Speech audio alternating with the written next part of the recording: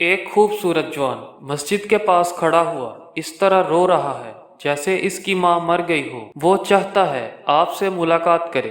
یہ سن کر حضور صلی اللہ علیہ وآلہ وسلم نے فرمایا، اس کو مسجد میں بھیج دو۔ وہ جوان مسجد میں داخل ہوا اور رسول اکرم صلی اللہ علیہ وآلہ وسلم کو سلام کیا تو آپ صلی اللہ علیہ وآلہ وسلم نے جواب سلام دیا اور فرمایا، اے جوان، رونے کی کیا وجہ ہے؟ اس نے عرض کیا، میں کیوں نہ روں، حالانکہ میں نے ایسے ایسے گناہ انجام دیے ہیں کہ خداوند عالم ان میں سے بعض کی وجہ سے مجھے جہنم میں بھیج سکتا ہے۔ میں تو یہ مانتا ہوں کہ مجھے میرے گناہوں کے بدلے دردناک عذاب دیا جائے اور اللہ پاک مجھے بالکل معاف نہیں کر سکتا۔ رسول اکرم صلی اللہ علیہ وآلہ وسلم نے فرمایا، کیا تو نے خدا کے ساتھ شرک کیا ہے؟ اس نے کہا، نہیں، میں شرک سے پناہ چاہتا ہوں۔ حضور صلی اللہ علیہ وآلہ وسلم نے فرمایا، کیا کسی نفس محترمہ کا قتل کیا ہے؟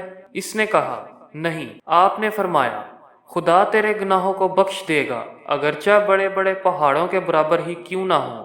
اس نے کہا کہ میرے گناہ بڑے بڑے پہاڑوں سے بھی بڑے ہیں۔ اس وقت آپ صلی اللہ علیہ وآلہ وسلم نے فرمایا، اللہ تعالیٰ تیرے گناہوں کو ضرور بخش دے گا، چاہے وہ ساتوں زمین، دریا، درخت، زمین میں دوسری موجودات کے برابر ہی کیوں نہ ہوں۔ بے شک تیرے گناہ قابل بخش ہیں، اگرچہ آسمان، ستاروں اور عرش و کرسی کے برابر ہی کیوں نہ ہوں۔ اس نے کہا، میرے گناہ اس سے بھی بڑے ہیں۔ آپ صلی اللہ علیہ وآلہ وسلم نے فرمایا، اے جوان، افسوس ہے تیرے اوپر، تیرے گناہ۔ یہ سن کر وہ جوان سجدے میں گر پڑا اور کہا، پاک و پاکیزہ ہے میرا پروردگار یا رسول اللہ صلی اللہ علیہ وآلہ وسلم، میرا خدا تو ہر عظیم سے عظیم تر ہے۔ اس کے بعد وہ خاموش ہو گیا۔ اس وقت آپ صلی اللہ علیہ وآلہ وسلم نے فرمایا، اے جوان، کیا تو مجھے اپنے گناہوں میں سے کسی ایک گناہ کو بتا سکتا ہے؟ اس نے کہا، کیوں نہیں، میں 7 سال سے قبروں کو کھول کر مردوں کو باہر نکالتا ہوں اور کفن چوری کر لیتا ہوں۔ قبیلہ انصار سے ایک لڑکی کا انتقال ہوا، اس کا کفن نکال لیا اور اس کو برہنہ ہی قبر میں چھوڑ دیا۔ شیطان نے مجھے ورگلایا، اس کی خوبصورتی نے مجھے اپنے جال میں پھنسا لیا، واپس لوٹا اور جو کام نہیں کرنا چاہیے تھا وہ کر بیٹھا۔ اس وقت ایک آواز سنی، اے جوان، روزے قیامت کی طرف سے تجھ پر وائے ہو، جس دن بارگاہ میں پیش کیا جائے گا۔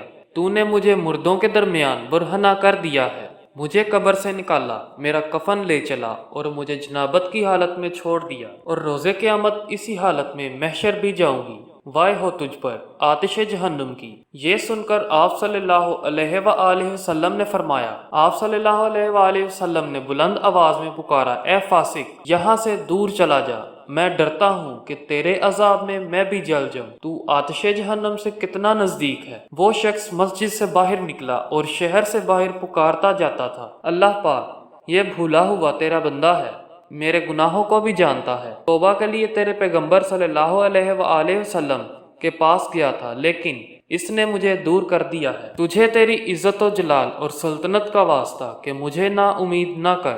وہ 40 دن تک دعا و مناجات اور گریہ زاری کرتا رہا۔ جنگل کے درندے اور حیوانات اس کے رونے سے روتے تھے۔ بارگاہ الہی میں عرض کیا، اے پالنے والے، میری دعا قبول کر اور گناہ بخش دے۔ تو اپنے پیغمبر کو اس کی خبر دے، اگر میری دعا قبول نہ ہوئی اور گناہ نہ بخشے، نیز مجھ پر عذاب کرنے کا ارادہ ہو تو میرے اوپر آتش فرما، میں جل جاؤں۔ بہرحال روز قیامت کی ذلت اور رسوائی سے مجھے نجات دے دے۔ تو یہ آیات نازل ہوئیں، اور وہ یہ لوگ ہیں کہ جب کوئی نمایاں گناہ کرتے ہیں یا اپنے نفس پر ظلم کرتے ہیں تو خدا کو یاد کر کے اپنے گناہوں پر استغفار کرتے ہیں، اور خدا کے علاوہ کون گناہوں کو معاف کرنے والا ہے، اور وہ اپنے کیے پر جان بوجھ کر اصرار کرتے، یہی وہ لوگ ہیں جن کی جزا مغفرت ہے، اور وہ جنت ہے جس کے نیچے نہریں جاری ہیں، وہ ہمیشہ اسی میں رہنے والے ہیں، اور عمل کرنے کی یہ جزا بہترین جزا ہے۔ جزاک اللہ۔